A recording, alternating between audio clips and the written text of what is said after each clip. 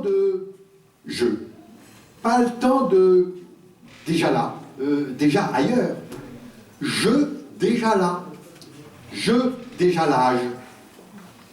Déjà là, devant, comme si pas le temps de poser je.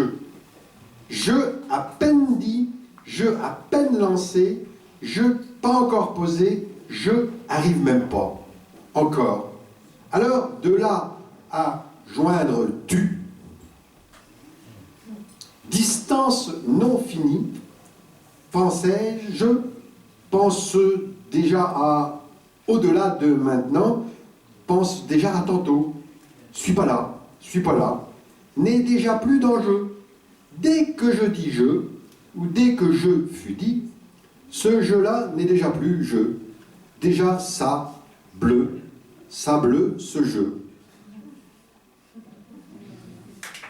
Je voulais remercier l'équipe aussi, hein, tous les gens de l'association qui ont participé à l'organisation de cette soirée. Remercier Cyprienne qui a porté cette soirée à bout de bras. Remercier Nadège. Nadège, c'est la personne qui aura installé la scéno là-bas, dans laquelle vous avez circulé, et forcément découvrir un petit peu tout ce que nous voulions vous montrer des éditions de la région, la possibilité de lire sur papier mais aussi sur tablette, la possibilité d'entendre, d'écouter. Il y aura des lectures de comédies.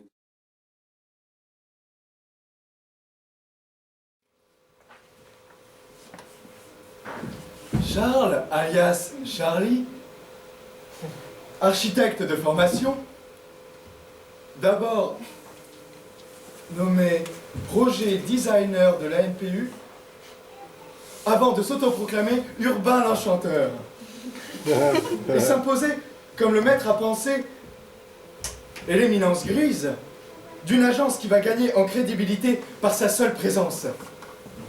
Charles, alias Charlie, va notamment contribuer à la naissance du fameux concept de ZOB, zone d'occupation bucolique. Les rumeurs les plus folles courent à votre sujet. Certaines mauvaises langues prétendent que vous êtes un ancien du Vietnam, d'autres que vous n'avez pas construit un seul bâtiment de votre vie, alors que vous êtes censé être architecte de formation, et que c'est suicidaire d'avoir confié l'urbanisme du monde entier à quelqu'un qui n'a jamais vraiment fait ses preuves. Qu'avez-vous à répondre à toutes ces allégations? Au moment où j'étais mis en relation avec la NPU, via des amis communs et non des ennemis communs, comme ça a été écrit ici ou là, je me définissais comme étant fondamentalement un architecte potentialiste. Potentialiste. C'est-à-dire un architecte avec un fort potentiel, mais qui n'avait pas encore réussi à se matérialiser. Mais c'était il y a quelques années. Depuis, je suis désolée, j'ai tout de même conçu et réalisé le point zéro, le MGP. L'école marseillaise des gredins de proximité. Le premier pilier du Transborderline, le TRGV. Tapis roulant à grande vitesse de Montpellier. Le monument aux morts en mémoire aux entreprises disparues de Flers dans l'Orne.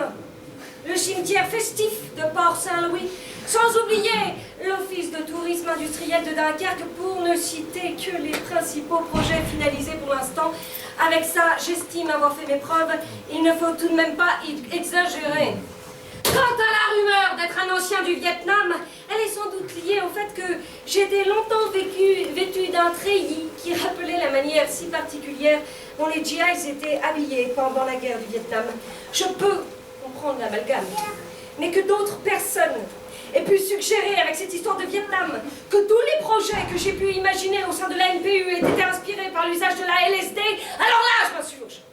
J'ai pris assez de LSD par le passé pour pouvoir dire qu'il est impossible de travailler sous l'emprise de ce produit, soyons sérieux. Cela étant, vous damez le pion à vos détracteurs en marquant un grand coup dès votre arrivée à Tours avec le lancement du concept de ZOB. Mais là aussi, il y a méprise.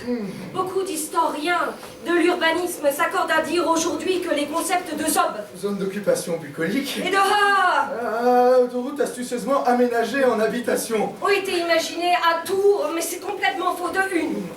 Le concept de HA a été pondu en Aubagne lors de l'opération Aubagnole. en nous apercevant que la ville était entourée par des autoroutes, l'idée de les aménager avec des logements nous est apparue être le meilleur moyen de lutter contre l'étalement urbain qui fait rage là-bas, comme un peu partout dans le monde entier de deux. Je peux vous affirmer que le terme de zob n'a été prononcé que pour la première fois qu'à Châlons en Champagne, à peu près 1 an après la psychanalyse de Tours.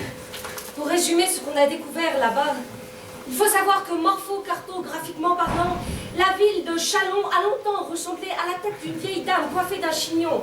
En se penchant sur son histoire, on s'est vite rendu compte que le destin de cette ville, complètement isolée dans la campagne, pouvait ressembler à celui d'une jeune fille innocente qui, durant tout le Moyen-Âge, aurait rêvé de s'acoquiner avec un riche marchand vénitien, mais qui, au lieu de cela, s'était fait prendre par derrière par des Anglais pendant la guerre de 100 ans. C'est ce genre d'incident historique qui peut briser psychologiquement une ville pendant des siècles. On a eu le même cas à Marseille, sauf qu'à Châlons, c'était nettement pire.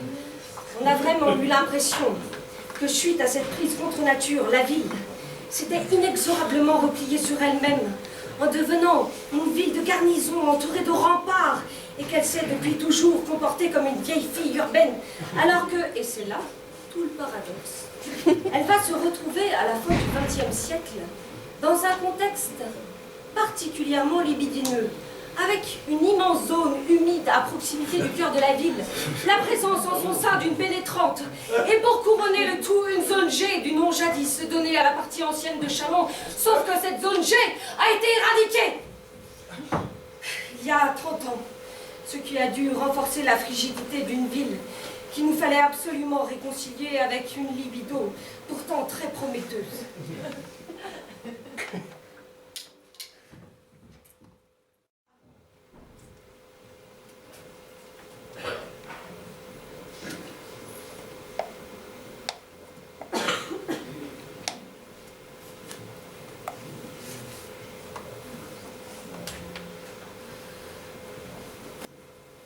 Le poème sert à éveiller les gens non cultivés. Ainsi, la poésie, depuis ses origines jusqu'à aujourd'hui, occupe le premier rang de la littérature chinoise. Confucius disait il y a 2000 ans qu'à travers les poèmes, on pouvait converser et pratiquer la diplomatie. À l'écoute d'un vers, l'émissaire du pays voisin comprenait le message sans qu'il fût nécessaire de l'expliciter. La poésie chinoise est une sorte de religion humaniste. L'homme essaie de mettre en poème la spécificité de sa place dans l'univers. Celle-ci est surtout rationnelle, ses ambitions, ses amours, avec une pointe d'au-delà. Mais chez les Chinois, c'est un au-delà de la perpétuation de la race humaine, de la permanence de la famille. Aux périodes cruciales de son existence, lorsqu'il est sous l'emprise d'une forte émotion, l'homme inscrit ses moments de vie en poème. Mais nous ramassons le caillou sur le chemin, le tenant à peine dans la main. Puis, sans y penser, le jetons plus loin, pendant que le couchant, effleurant le mont, s'attarde un bref instant, puis, sans se retourner, va son chemin.